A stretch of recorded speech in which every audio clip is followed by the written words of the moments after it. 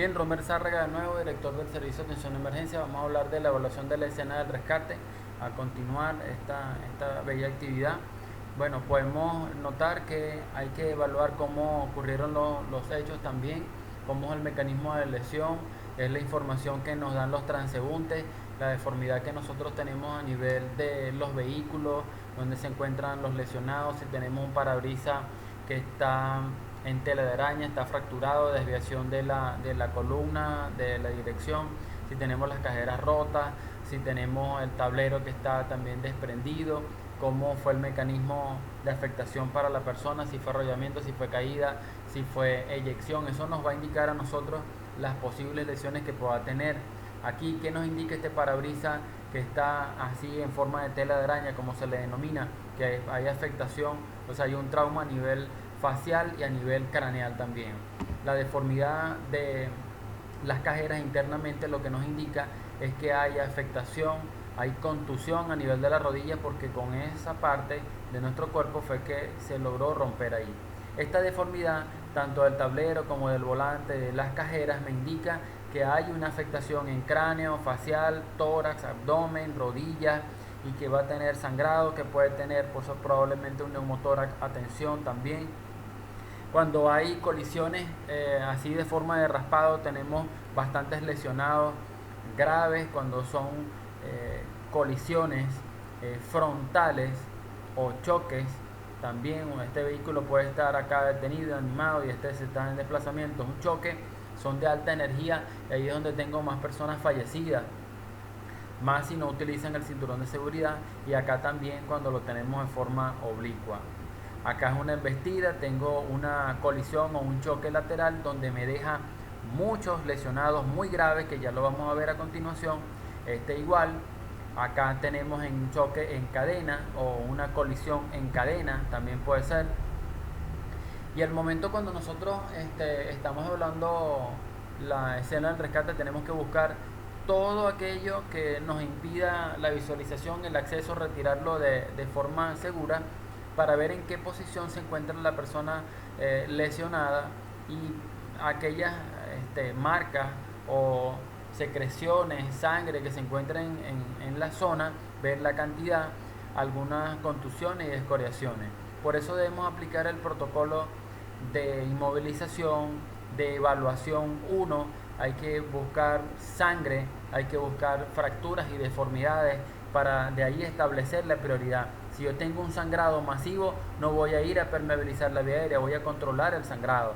Si por ejemplo en esta persona llego a una colisión lateral y tengo un sangrado masivo porque tiene una fractura expuesta a nivel de miembros inferiores, específicamente en el fémur, que hay una fractura expuesta y hay un sangrado, voy a atender el sangrado, voy a atender la inmovilización, voy a atender el dolor. Todo dependiendo del número de personas también que tengamos, vamos a establecer las prioridades. Y la extracción debe realizarse de forma segura. Por eso aquí ustedes pueden notar que hay una inmovilización cervical. Aquí es importante que sepan que si la persona está atrapada, encarcelada porque quedó prisionada, hay que trabajar dentro del vehículo con esa persona.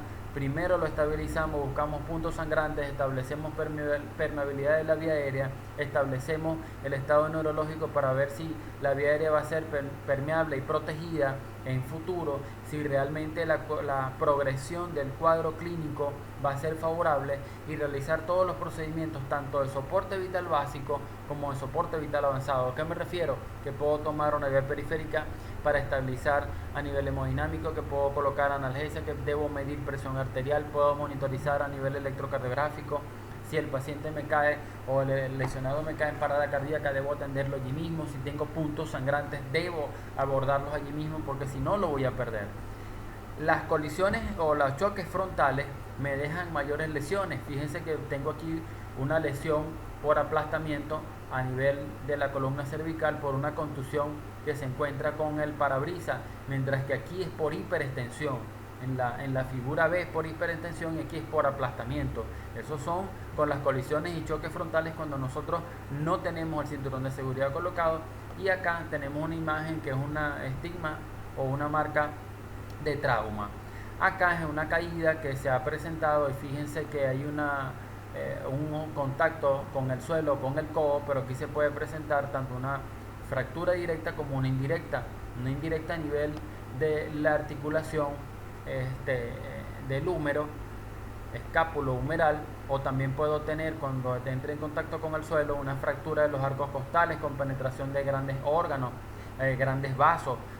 Puedo tener afectación pélvica con sangrado. Igual esta persona va a requerir inmovilización de la columna cervical, inmovilización de la columna dorsal con tabla espinal, una evaluación completa y un cuidado completo. Cuando nosotros tenemos entonces también la utilización del cinturón de seguridad de una forma correcta, fíjense lo que puede pasar: presión sobre los órganos intraabdominales con el seccionamiento de las arterias y venas renales. Es probable que suceda. Y aquí hay una colisión, un choque de alta energía. Hay una motocicleta acá y pueden notar la gran deformidad a nivel lateral, lo que quiere decir que hay lesionados graves, bastante graves, y por eso nosotros tenemos que abordarlo. Acá también podemos ver que hay una descarga eléctrica por alguien que estaba trabajando en unas líneas de tendido eléctrico ya sin energía. El personal de rescate de bomberos lo baja, pero en el momento que hubo la descarga eléctrica es muy probable que tenga también traumas a nivel craneal, traumas a nivel torácico, más la afectación por la descarga eléctrica a nivel cardíaco que me puede producir arritmia. Acá pueden notar una colisión o choque lateral, cómo se desplaza el cuerpo y pueda tener también lesiones internas porque él choca con las superficies internas del vehículo. Aquí hay un hundimiento lateral donde tengo afectación de las rodillas, miembros inferiores a nivel de fémur, pelvis. Puedo tener sangrado, puedo tener una contusión a nivel del tórax, en el hemitórax derecho. Acá, fíjense como tengo una colisión frontal. Esta colisión frontal me da una afectación, es acá en miembros inferiores, porque entra en contacto la rodilla con las cajeras. Puedo tener una fractura en la articulación coxofemoral o propiamente el fémur. Tengo un trauma toraco-abdominal, trauma facial, trauma craneal cuando entra en contacto con el parabrisas también. Aquí podemos notar la vulnerabilidad de la columna cervical de acuerdo a su articulación, que es diartrósica, es muy móvil y por eso es muy vulnerable. En estas colisiones laterales pueden notar que hasta fracturas a nivel de clavícula puedo tener, con la consecuencia de la laceración de la vena o la arteria subclavia, afectación a nivel de los arcos costales, con la penetración del mismo, con afectación de órganos intraabdominales. Y acá también tengo fractura pélvica en la articulación coxofemoral. Todo esto se da por colisiones laterales, y aquí es de alta energía donde hay propiamente fallecidos. Y en esta colisión frontal o choque frontal, acá tengo una lesión cervical cuando entra en contacto la región frontal del cráneo, y acá tengo lesión cervical por hiperextensión y parte de ella también por aplastamiento. Al mismo tiempo, en esa colisión o ese choque frontal puedo tener un trauma torácico abdominal y la ruptura acá de los arcos costales. Cuando ya estamos cerca de realizar esa colisión, de que se presente la colisión, nos entra el pánico, nos asustamos, tomamos aire y se cierra la glotis. ¿Qué pasa? Entra ya la contusión y hay entonces una ruptura a nivel alveolar por aumento de presión. Recuerden que el aire no lo desplaza a nadie y ahí es cuando hay la presión directa. ¿Qué sucede cuando hay un neumotórax de tensión por un trauma toracoabdominal? Hay disminución del pulmón, hay un aumento del espacio de la pleura, comprime los grandes vasos, comprime la aorta torácica, vena cava inferior, hay compresión también de la víscera cardíaca, donde no permite la dilatación de los ventrículos, no permite el llenado, no voy a tener una fracción de eyección. Fíjense que acá está el diafragma es el músculo principal de la respiración, que también me divide la cavidad torácica de la cavidad abdominal, y por eso ustedes lo notan acá, que cuando los motociclistas tienen una colisión, entran en contacto directo con el volante de la moto. Hay un contacto rápido cuando es alto con el diafragma y comprime al corazón y comprime y puede dar afectación a nivel, hasta ruptura a nivel ventricular. Esta persona cae sobre los talones y fíjense cómo el impacto es indirecto y tiene una fractura o una luxación coxofemoral, y aquí la caída es hacia atrás, por eso hay que investigar. Ahí vamos a tener una lesión cervical, un trauma medular, y hay que evaluar la posición de la persona, la sensibilidad, la motricidad de los miembros, si tiene paresis, si tiene parestesia, pero todo nos los va a orientar el mecanismo de lesión. Acá nosotros llegamos y tenemos una persona atrapada con múltiples lesiones que puedo pensar, aquí hay heridas penetrantes, hay fracturas de cráneo, hay lesiones de cráneo, hay lesiones a nivel cervical, hay lesiones a nivel torácico, puede estar atrapado a nivel de los miembros inferiores también. Esto se pudo haber dado por un derrumbe, por un deslave, por vientos también muy fuertes que cayeron sobre la casa. Y aquí tengo que ver si hay líneas energizadas, aquí puede haber gas que esté derramándose, que esté en fuga. Puedo tener algunos otros elementos químicos que me puedan afectar, y antes de penetrar a esa zona yo debo evaluar si la zona es segura para mí. También nos podemos encontrar con estos motociclistas, estos motorizados que han tenido una lesión y están sobre el pavimento.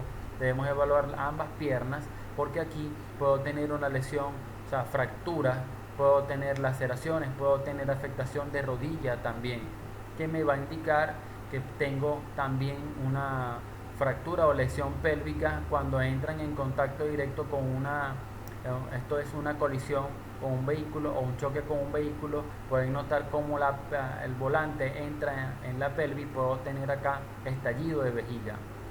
Cuando son arrollamientos, fíjense cómo el cuerpo pasa por encima del capó. Tengo un segundo trauma, aquí tengo trauma de miembros inferiores, fémur, pelvis. Puedo tener estallido de vejiga, puedo tener sangrado a nivel pélvico, a nivel femoral también.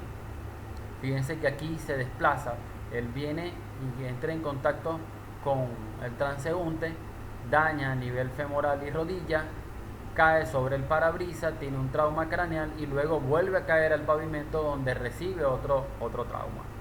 Pueden notar acá las diversas fases del trauma en motorizado.